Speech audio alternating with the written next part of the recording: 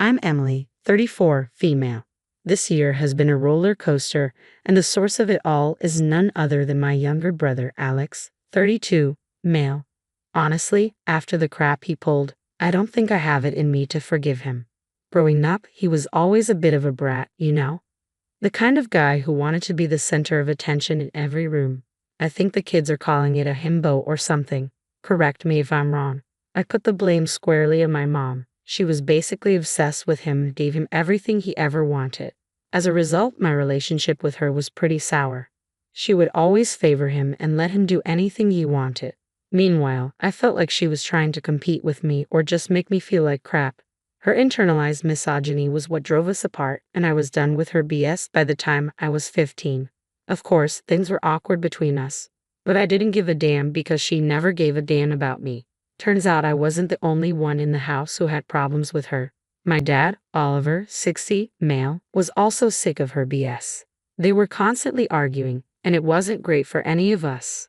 When our parents got divorced, I started seeing Alex's true colors. A divorce is tough on any kid, no doubt. I was sad to see my parents split, but in my humble opinion, Alex took it to a whole new level. He went out of his way to deliberately piss me and Dad off when Mom had to leave. It wasn't just little things like neglecting chores. We're talking about countless incidents where either my dad or I had to bail him out of jail during our teenage years.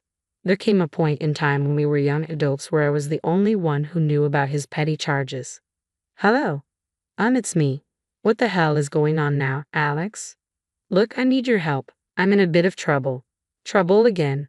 What did you do this time? It's a misunderstanding, okay? I need you to bail me out, please. Bail you out? Are you serious? I don't have the money for that kind of drama, Alex. I just moved out. You know this. Come on, you've helped me before. Just one more time, please. I promise I'll pay you back. This is getting old, Alex. I can't keep cleaning up your messes. Why can't you stay out of trouble? It's complicated. Look, I just need a little help right now. I'm stuck in here. I don't want to stay the night. Maybe you should stay the night. Might teach you a lesson for once. Come on, Em, don't be like that. I need you, please. Like I said, I'm broke right now. Sorry you wasted your one phone call. Maybe try Dad another time. No, excuse me. I don't know where you get the nerve yelling at me like that when you're the one coming to me for help. Sorry, I'm so sorry. I've been so stressed out, and the last thing I need is Dad hounding me on this. What's the big deal? He's helped you out tons of other times. Yeah, well, he sat me down not long after you moved out and told me that if he had to bail me out one more time, he'd remove me from the business and the will. Yikes. I know, which is why he can't know about this. Please promise me you won't say anything to him. I seriously considered snitching on him at that moment. Why wouldn't I? He's been an ass since the day he was born. Why the hell would I want to help him out when he's been such a pain? Because he's my brother, that's why. That was my reasoning. Nothing is important if you don't have your family's back, so I knew I had to help him out. Fine, I'll figure something out, but this is the last time. I mean it, and you better pay me back. Thank you, Em. You're a lifesaver. With interest. Don't worry, sis.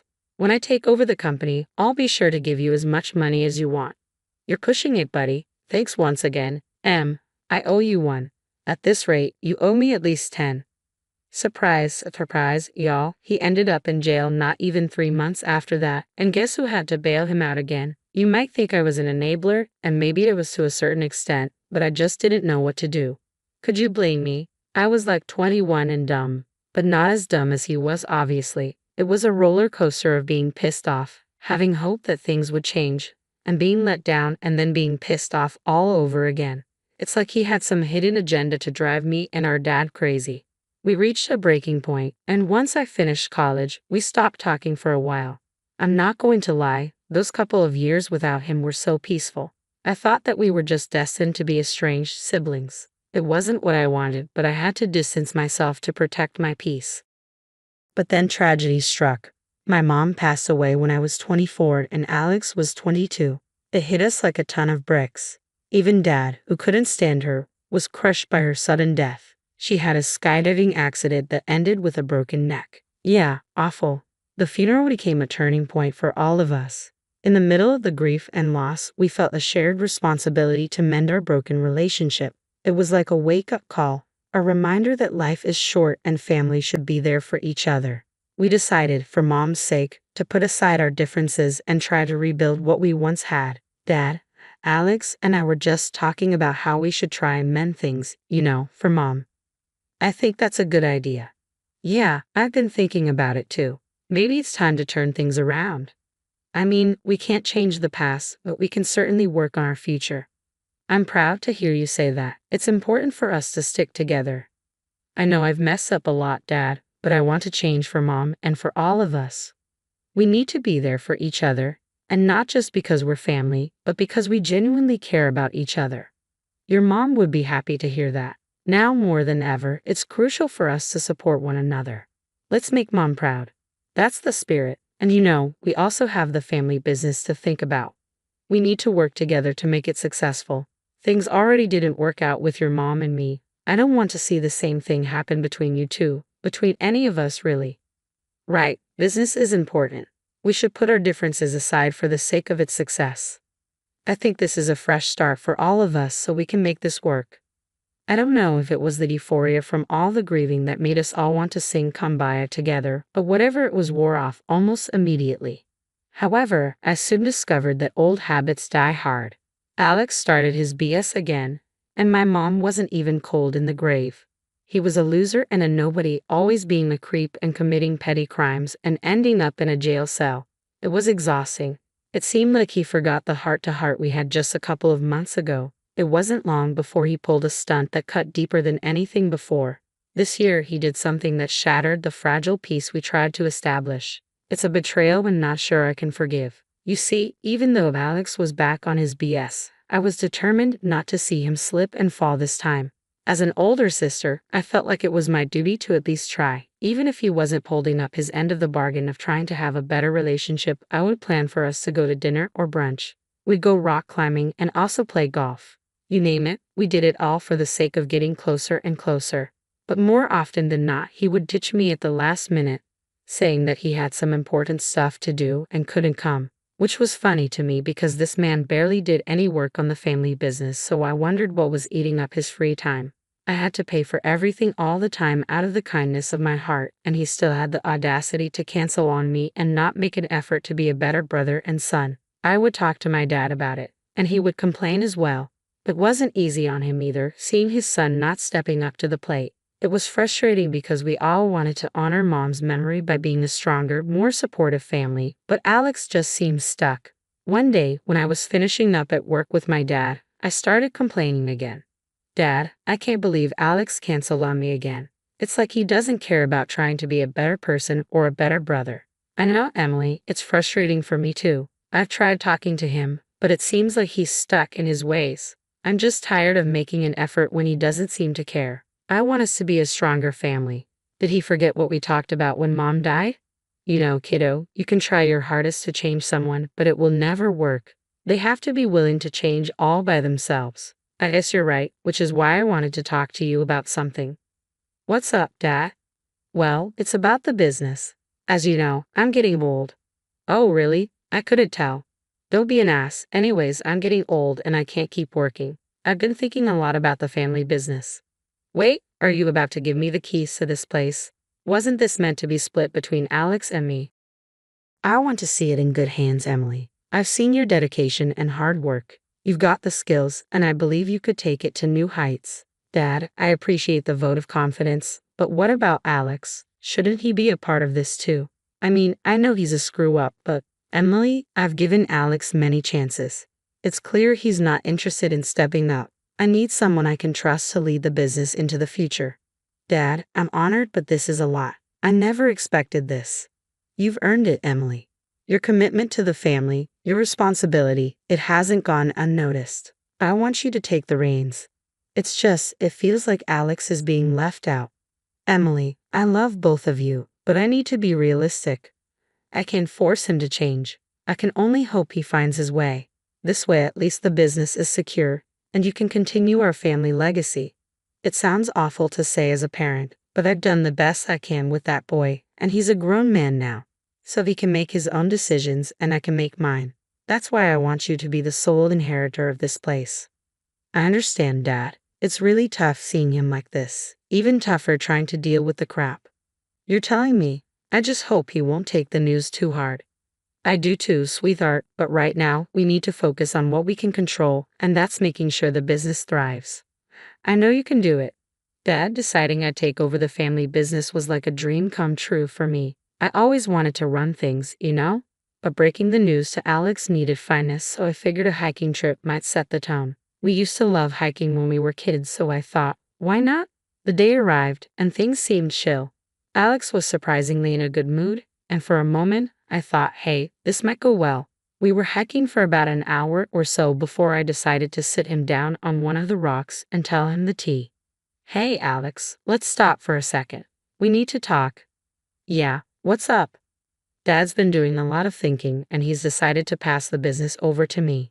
Instead of cheering me on, he got all worked up, accusing me of stealing his spotlight, which is crazy because did he honestly think that he would be in charge when he's landing in jail like every other day? I'm there trying to share good news, and he's turning it into a drama fest. The hiking trip meant for bonding became this heated argument, and it was getting worse. What? You're kidding, right? That's supposed to be mine. Look, I get it's a shock, but Dad thinks I'm more suited to run things. It's nothing personal. More suited? That's BS. You two think you're so high and mighty. If Mom was here, she wouldn't stand for this crap. Do you even know about running a business? More than you. Oh, is that so? Well, good luck trying to run a business as a woman. You're going to take everything that Dad has worked hard for. Looks like the apple didn't fall far from the tree, huh? What's that supposed to mean? It means you're a misogynistic a-hole, just like your mother. I can't believe I came on this stupid bonding hike with you. You've always taken everything away from me, and now this. Why does Dad think that you would do a better job? I've been working alongside him for years, Alex. I know the ropes. I know how everything functions and how everything works. I don't care. It's not fair. I've been wanting this for ages. We continued bickering, oblivious to the hiking group passing by. It didn't matter to us. Our family drama was on full display as we were left behind by the other hikers. Alex suddenly took things to a dangerous level. He said, I don't care what you two think. I'm getting that business one way or another. Before I could even respond, he did the unthinkable. He pushed me. Yep, you heard that right. This man pushed me off the ledge. I tumbled off the side of the mountain, rolling and rolling. Thankfully, I eventually came to a stop. Now, this next part was really foggy, but I remember seeing Alex's silhouette from where I fell, and he walked away, following the other hikers. Then everything went to black. Waking up in the hospital was disorienting. Of course, it felt like there were 1,000 needles piercing through my arms and legs. My dad was there, looking genuinely concerned, but Alex immediately dismissed my attempt to share the truth. What an ass. Dad, what happened? What's going? Ow, what the hell?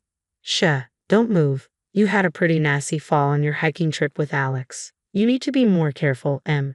The doctor said it could have been worse. Why can't I move my body? You have 7 broken bones. 7. Yep, 7. You need to be more careful, sis. I told you to watch where you were going. What? What are you talking about?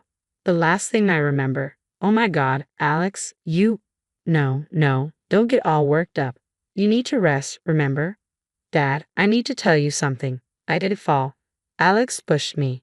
Dad, she's delusional from all the pain meds. She doesn't know what she's talking about. No, Dad, he pushed me. He deliberately pushed me off the edge.